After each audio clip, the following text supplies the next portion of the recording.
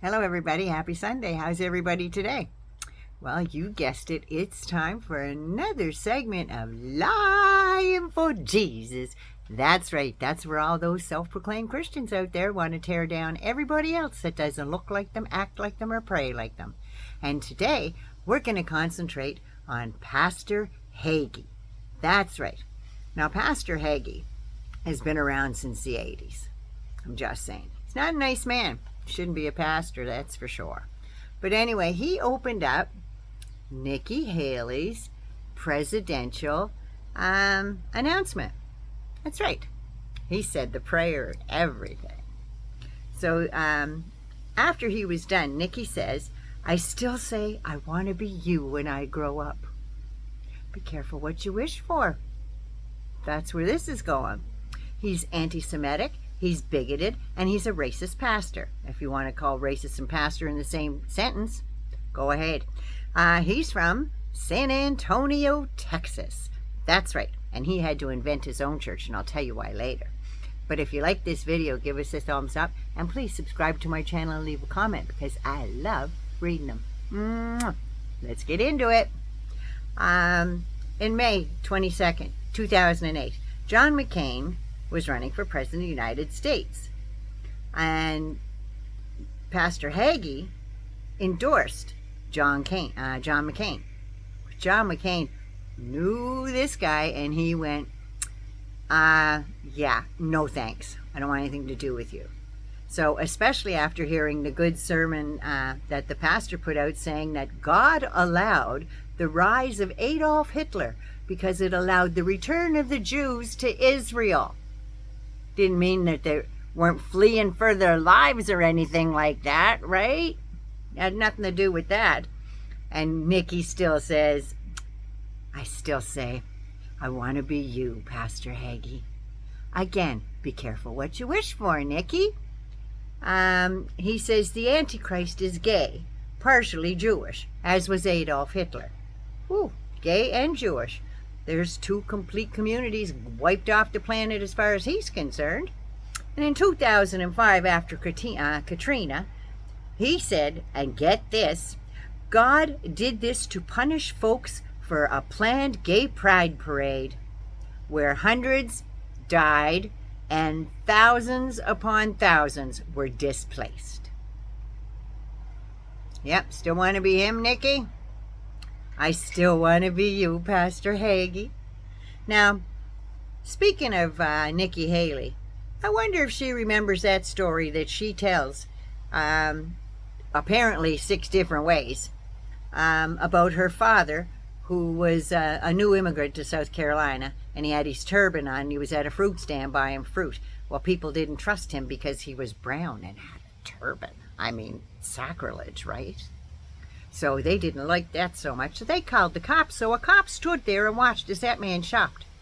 Now, she said that she felt sad for her father. Well, you see, all those people standing there could have been parishioners of Pastor Hagee, right? Or any of his minions. Any of them. And you still want to be just like him? Surprise! Republican Jesus is doing his work.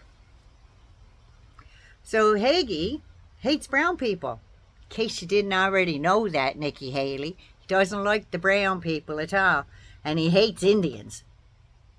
Both the ones already in America and the ones that immigrated. Yeah, he hates all of you.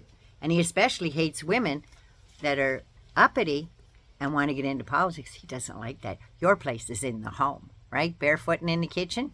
Yeah, that's what he thinks. Still want to be him, Nikki? Just saying. You would never have been governor or anything else. But yeah, he hates brown women of color, just in general. Now, when you ran for governor, Nikki, you said you were against identity politics like the left was doing. But the left wasn't doing that, were they? Because in the very next breath, you used it to suck up to the GOP base to make you look good. That's right. You are selling out all people of color in the United States right now just so you can kowtow to Donald Trump's low-life MAGA base. That's what you're doing. You're a sellout, Nikki Haley. That's what you are. When you're selling out to people like Pastor Hagee and the MAGA right, and you don't want diversity, you're a diverse person, in case you hadn't realized. You're diverse. You wanted equality. You wanted inclusion, but now you're up on the stump saying, let's get that out of our schools? How fucking dare you? But anyway, back to what we were talking about. You know, you're as bad as Ben Carson, when Ben Carson said that, imagine telling black people they need to pull themselves up by their bootstraps. I wonder, does he know that the origination of that, where that originated, I don't know if origination's a word or not, but anyway, I wonder if he knows where pull yourself up by the bootstraps originated.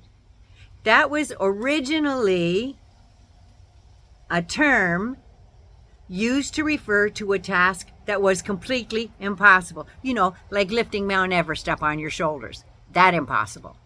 Yeah. So I think you and Ben Carson need to take a back seat to everything political and stay the hell out of people's lives, because you're dangerous. But back to Pastor Hagee, shall we? He had a long affair. That's right. He committed adultery, and then he divorced his wife and 2 kids. Then he married the harlot he was running around with, and he publicly said Jesus Christ is not the Messiah. Now, I believe that he said that because he must have just found out that Jesus was a Jew and was a rabbi. I think that's what he meant. That's what he meant when he said that. He also said that I make over $1 million a year and I'm worth every penny of it. False gods, maybe? Not supposed to love yourself that much. You're supposed to love God more. But apparently, not there. He's against gay marriage. But he cheated on his wife. People in glass houses. And gay people are immoral and belong in hell. Republican Jesus said the same thing about adultery. Did you know that? And divorce. Yeah, you go to hell for that. So I guess you're not going to be lonely, are you, Hagee, when you cross over the Rainbow Bridge? You will not be a lonely person. Be a big goddamn celebration down there for you. Just saying. Now, it goes against God to get divorced, so I think you're going to rot under hell for the rest of eternity, however long that is. Nobody knows. You scandalized the Trinity Church, and they kicked your ass out. So in order to make yourself feel credible, you invented your own goddamn church where you could make up your own bullshit and suck people in. And that would be the Cornerstone Church in San Antonio, Texas. Praise the Lord and pass the ammunition. You're a bunch of hypocritical bastards. That's what you are. If you liked the video, again, subscribe to the channel. Naughty Nana loves you. Hope we could do this again next Sunday. All the best to everybody. Mwah. Be good to you first so you could be good to somebody else. Naughty Nana loves you.